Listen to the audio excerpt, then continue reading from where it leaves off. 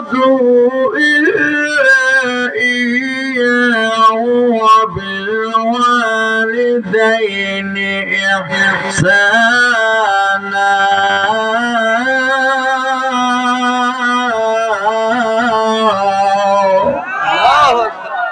আল্লাহ আমিন বলে তোমাদের পালন করার নির্দেশ। আল্লাহ বাদে কারো গোলামি করা যাবে ওয়াবিল ওয়ালিদাইনি ইহসানা, মাতা পিতার সঙ্গে নরম নরম না গরম গরম। ও যুবক, এই জন্য মা বোন সেবা যত্ন করলে আল্লাহ রাসূল বলে হায়াত আল্লাহ বৃদ্ধি করে দেয়। সুবহানাল্লাহ। আমরা যদি হায়াত বাড়াইতে চাই মাতা পিতার সেবা যত্ন কইরা না চাইরা কইরা, তাহলে মাতা পিতার সেবা যত্ন করলে লস না লাভ? লাভ।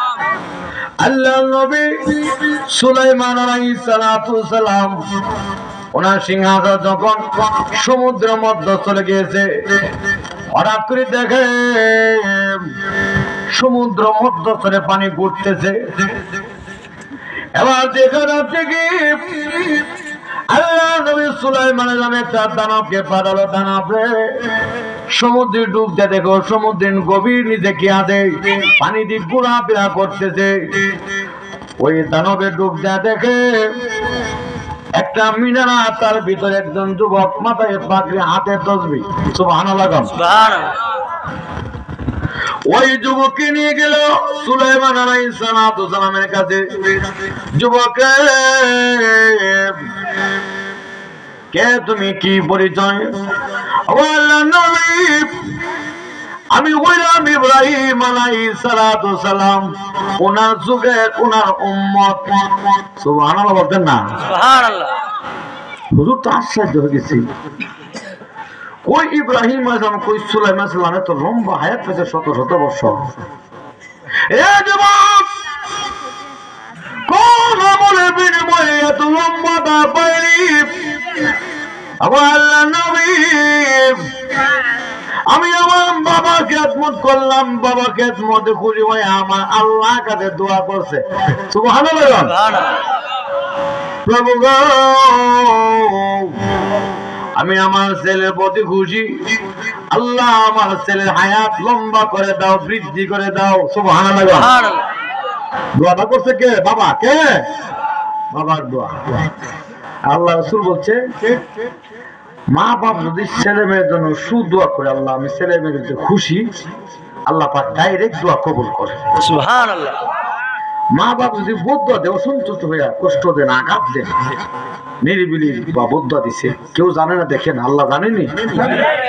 এই যুবক, এই বদদোয়াটা দিতে যেতে পারে, সাবধান। আমি বক্তা হইয়া, আলেম হইয়া, ফিসা বই আব্বা মানে কষ্ট দিই, আমার আল্লাহ আমাকে মাফ করবে না, ঠিক না বেঠিক? তো বলো হুজুর, আমার বাবা আমার খেদমতে খুশি হইয়া দোয়া দিছে, আল্লাহ যেন হায়াত বৃদ্ধি করে দেয়। আমি আমার মা খেদমত করেছি, মাও খুশি হইয়া দোয়া দিছে। প্রভু গো, আমি আমার ছেলের প্রতি খুশি, আমার ছেলের হায়াত আল্লাহ বাবা দোয়া করছে বৃদ্ধি করার জন্য, আমি দোয়া দিয়ে যাই এমন জায়গার মধ্যে রাখেন যে জায়গায় শয়তান হামলা না করতে পারে। সুবহানাল্লাহ। এই দোয়াটা করছে মা। কে করছে? মা। আল্লাহর নবী, আমি সন্তান একদিন মা বাবার ইন্তিকালের পরে নদীর কিনারে ঘুরতে আসলাম। এটা দেখি একটা মিনারা সাগরের মধ্যস্থলে আমাকে দেখে কাজে আসলো। জানালা গুলো কাজের সব দরজা জানালা খুলে গেল। আমি ভিতরে ঢুকলাম, আমাকে নিতে নিতে গভীর সমুদ্রে নিয়ে গেলাম।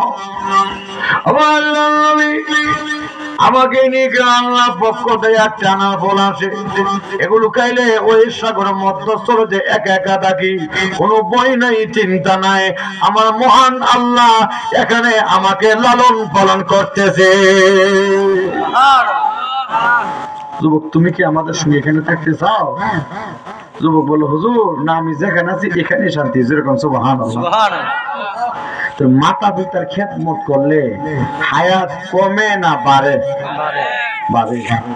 এই জন্য বাবারা ভাইয়েরা, যদি হায়াত বাড়াইতে চান, আব্বা আম্মার সঙ্গে খারাপ আচার আচরণ ব্যবহার করা যাবে না। খারাপ ব্যবহার করব না ভালো ব্যবহার? ভালো। আব্দুল্লাহ হোক, যাই হোক, খারাপ হোক, অনেক সময় মা বাপ গালাগালি করে মারামারি করে ভাই ধৈর্য ধরে সবর করেন, ঠিক না? ঠিক। কিন্তু কোরআন হাদিসে এমন নাই আব্বা আম্মার সঙ্গে পাল্টা খারাপ ব্যবহার করব, খারাপ আচার আচরণ করব, এমন কোন নির্দেশ এমন কেউ বলছে মা বাপ কাফের হইল খারাপ ব্যবহার করা যাবে? এমন কি দেখা যায় নবীজির আমলে ছেলে মুসলমান মা বাপ কাফের, নবীর কাছে আইছে, হুজুর আমি তো মুসলমান মা বাপ দি কাফের, হন কি খাওয়া দাওয়া করামো? নবী বলছে হ্যাঁ, ইসলামে এদের মধ্যে কোনো বাধা দেয়। মা বাপ বেঈমান কাফের হইলো, হিন্দু বৌদ্ধ খ্রিস্টান হইলো, তারা যে প্রাপ্য তাদের যে অধিকারটা আদায় করতে হবে, যেরকম ঠিক না ঠিক? আচ্ছা বা আমার বাবারা ভাইয়েরা, তো আসুন এই যে ধৈর্য ধরবেন, সবুর করবেন। অনেক সময় দেখা যায় অনেক মা বাপ দেখেন এরকম কিছু কিছু মাঝামাঝি থাকে, মা বাপ ছেলে মেরে অনেক সময় গালাগালি করে, বিভিন্ন খারাপ আচার আচরণ করে, কিন্তু ওই তাদের সঙ্গে পাল্টা খারাপ ব্যবহার করা যাবে? নির্দেশটা কার? আরো যখন কার? আল্লাহ। এই জন্য ভাই মাতা পিতার সঙ্গে ভালো ব্যবহার করলে মহান আল্লাহ রাব্বুল আমিন আপনার মানে হায়াত বাড়াইবে, রিজিক বাড়াইবে। আল্লাহ ওই ভাই বলতেছে, আমি বাইজিদ এত বড় ফজিলতের অধিকারী হয়েছে, আল্লাহ আমাকে এত উপরে নিছে, এটা যোগ্যতা এটা আমি একা নই, আমার মার দোয়া। সুবহানাল্লাহ। সুবহানাল্লাহ। কার দোয়া? মার দোয়া। মা কি দোয়া করছে? একদিন মা, এখন তো আমাদের এখানে সেখানে পানি আছে, যারা মরুপ্রান্ত থাকে কুয়া ছাড়া বিকল্প কোনো রাস্তা ছিল না, আর 1 মাইল 2 মাইল দূরে দূরে। আচ্ছা যাক, মা বলছে ভাইজি আমার পানি পিপাসা লাগছে, পানি পানি। আবার রাত্রি বেলা সন্তান ধরতে ধরতে ধরতে ধরতে যেতে যেতে আইসা দেখে মা ঘুমাই গেছে। আবার চিন্তা করছে মার ঘুম ভাঙবো না দাঁড়ায় থাকবো, চিন্তা করলো না মা ঘুমাক, ঘুমতে উঠলে আমি পানি নিয়ে দাঁড়ায় থাকি, যতক্ষণ পর্যন্ত মা সজাগ না হচ্ছে আমিও এখান থেকে নড়ব, পানির গ্লাস নিয়ে দাঁড়িয়ে আছি। থাকতে থাকতে থাকতে থাকতে ফজর আজাদ হয়ে গেছি, মার ঘুম ভেঙে গেছি। তাইজি মা আমি, তুমি ঘুমাও নাই?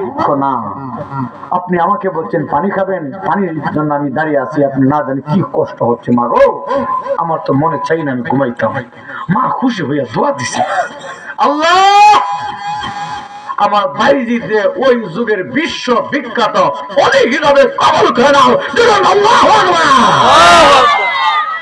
এমন ভাবে আল্লাহ দোয়া কবুল করছে, ওই যুগের বিশ্ব বিখ্যাত আল্লাহ অলি হিসাবে কবুল করে। সুবহানাল্লাহ। সুবহানাল্লাহ। মার দোয়ার পাওয়ার আসেনি ভাই, আপনি আমার আল্লাহ না দে, আপনি আমার ছেলের আমলও দিব, ঠিক না? ঠিক। বরকত দেরি কর, একটু ধৈর্য ধরে দেখি ভাই করেন, আমি কেন করতাম? এই টানা হেসা করার দরকার নাই, আমারটা করলে আমি পাবো, ঠিক না? ঠিক।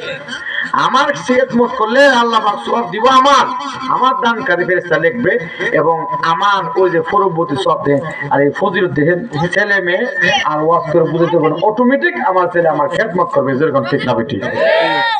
লাভ বাম্মার খেদমত করলে লস না লাভ? লাভ। এই যে ডাক্তার দেখান,